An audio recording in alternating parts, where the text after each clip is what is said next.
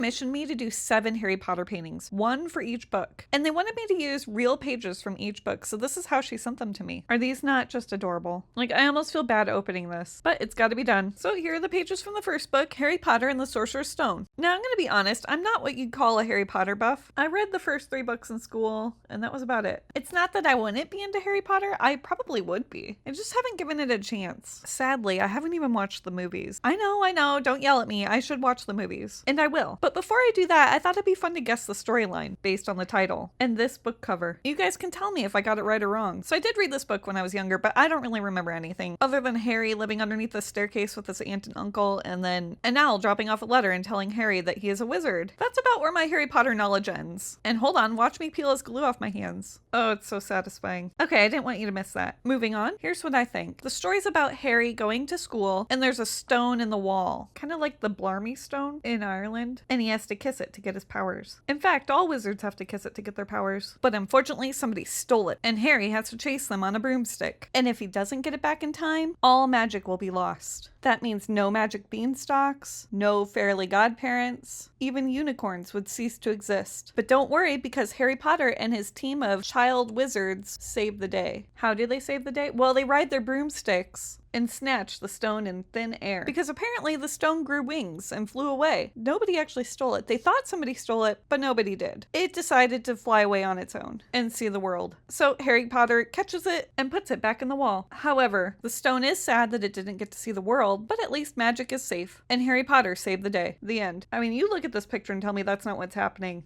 Did I get it? Anyways, what do you think? And which book are you most excited about?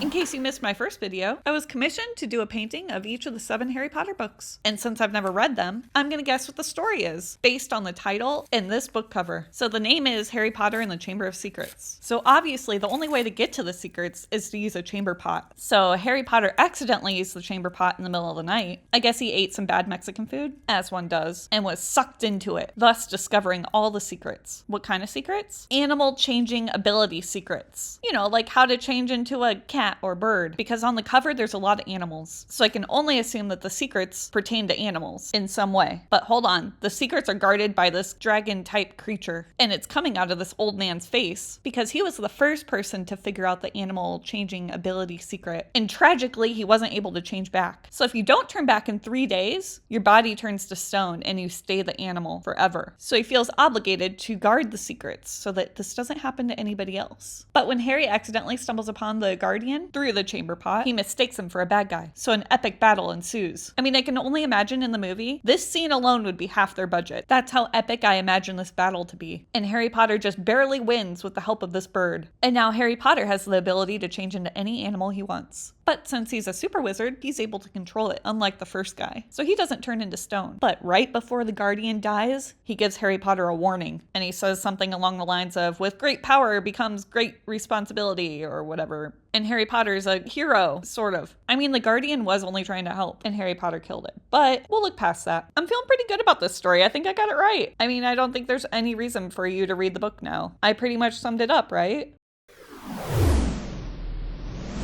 Alright, I'm back with book 3, Harry Potter and the Prisoner of Azkaban. Now first, before I start, I'm going to answer a few questions. So yes, my customer is fully aware that I don't know anything about Harry Potter. In fact, she's the one helping me decide on what to paint. She wanted a different animal from each book. So each of these envelopes have a list of animals on the back for me to pick from. First was Hedwig, then it was the Basilisk, now I'm doing Scabbers and Crookshanks, and then I look up just that specific animal and I send her sketches based on that. Anyways, now that everybody's caught up to speed, on with the video. So based on this book cover and the title, I think Harry Potter falls in love. He's been a kid for 2 books, and now in the 3rd book, he's getting those teenage feelings, if you know what I mean. So Harry and this girl decide to breed these griffin-type creatures, and business is booming. They're making money left and right, but it turns out that it's illegal to breed these griffins because they contain this special blood that if you drink it, you become immortal, or it gives you special powers or something. I don't know, that part of the story isn't important. What is important is that Harry and his girlfriend are breeding these things. You see, his girlfriend's kind of a bad influence. It was definitely her idea. I mean, you can't blame Harry too much because we've all done dumb things in the name of love. However, the wizard government finds out because the shadowy cloaked fellow tells them, and they take them all away to Azkaban. Azkaban? Azkaban. Anyways, they lock them all up, along with Harry and his girlfriend. But one particular Griffin, we'll call him Steve. Well, Steve knows that Harry's actually a really good guy, so he breaks out and rescues both Harry and his girlfriend. And they all fly away together. The end. Okay, I may have missed a few details, but I think I got it pretty close. I'm sure you'll let me know in the comments. But follow me if you want to see more. Next, I'm doing Harry Potter and the Goblet of Fire. What animal should I paint from that?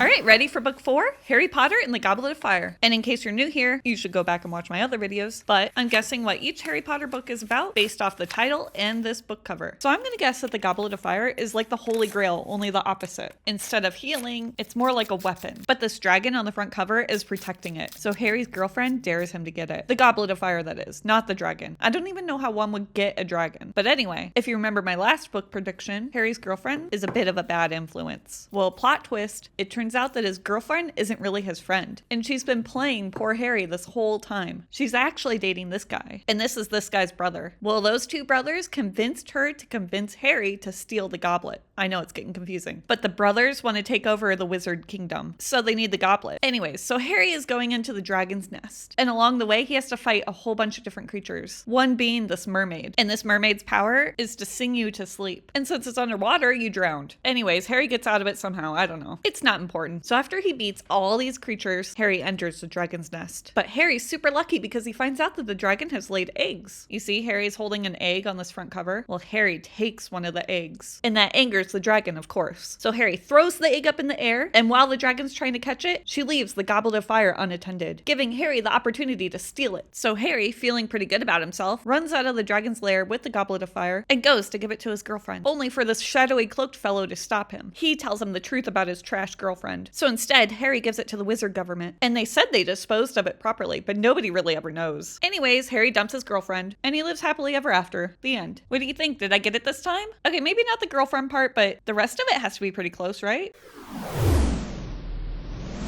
And I'm back with book 5 of my Harry Potter paintings. In case you missed my last videos, I'm guessing Harry Potter stories based on the title and this book cover. And here I'm doing Harry Potter in the Order of the Phoenix. Now, my first thought was that Harry ordered a phoenix on Wizardon, you know, Wizard Amazon, but I think that's a little too far-fetched for even my stories. Also, how do you make a whole book about ordering a phoenix? I mean, I guess the phoenix could be on back order, but even so, you can't write a whole book on that. So instead, I think the Order of the Phoenix is actually like an underground secret club of wizards that Harry infiltrates. I mean, look at this cover. Here's Harry and here's the Order, aka Club. And there are a bunch of candles. It looks pretty secretive to me because candles equal secretive, I guess. Or maybe this club is making candles out of phoenix earwax. I'm actually not sure on this one. This cover's not giving me much, although there is a snake. So maybe this club is actually misusing phoenixes because they can manifest weird snake-like creatures out of smoke. Oh yeah, that's what I'm going with. Maybe it's not just snake-like creatures, but they can manifest any type of creature. And as you can imagine, that would wreak havoc in the wizard world. So obviously Harry has to stop them. And since phoenixes mean life and happiness, I think, the only way to fight the Order is for Harry to go into the underworld and pick up this animal. A thestral. Thestral. You know what I mean. Because Thestrals are really good at solving puzzles. See, look at the cover. There's a bunch of doors behind them. And only the Thestral knows the order of the doors to open. It's the Order of the Phoenix. Get it? So Harry flies it into the maze, and it knows exactly where to go. Harry, successfully figuring out the door order, zaps them with his wizard wand, and releases all the phoenixes and saves the day. But since you guys always say my stories are way too happy, I'll add a little tragedy. The Thestral dies because it spent too much time out of the underworld, and everybody was sad. The end. Was that the correct story? I feel like it might have been. Or should I have gone back to Harry Potter ordering the phoenix? Hey, I'm back with another Harry Potter painting, and this time I'm doing Harry Potter and the Half-Blood Prince. And if you're new here, somebody commissioned me to make 7 Harry Potter paintings based off the 7 books. So I'm guessing the story based off the title, this book cover, and the creature that my customer wanted me to paint. And in this case, she wanted me to paint an Empress. I think that's how you pronounce it. So anyways, here's my guess. I think that the King of Hogwarts, this old guy on the front cover, found out that he may have a son. How did he find out he had a son? Well, one day, he and Harry were looking at this magic bird bath. I guess it's multifunctional animal, it bathes birds and tells you your future at the same time. And it prophesized that his son was going to take over Hogwarts and darkness would reign. But the kicker is he doesn't have a son, or so he thought. He's married to the queen, but she's much too old to conceive. And all they have are daughters. So Harry and the king are on a mission to find out where the son is going to come from. So after some digging, Harry Potter finds out that during college, the king was a bit of a wild one, which makes sense. There's a lot of pressure knowing that you're going to be a king. I guess he sold his oats. I don't know. Am I using that phrase right? Basically, he had the relations with a woman. You know, a special friend, which unbeknownst to him, created a son. Now, when the queen found out, she was furious. She hated that he had a son from another woman and was afraid of the prophecy coming true. So she cast a spell on him, but that's where everything went wrong. You see, instead of killing the prince, it only half killed him, turning him into an empress, thus creating the prophecy that she was trying to prevent. So now Hogwarts is ruled by this half-blood prince. So Harry and his band of teenage wizard friends have to kick some half-blood prince butt. And since Harry is the hero of the story, he wins. And everybody's happy, except the son, who was totally innocent in this whole thing. But we're gonna look past that because I'm gonna assume that these books always end happy. Yay! Did I get it? I think I got this one right. Anyways, what do you think of my painting? Only one left to go.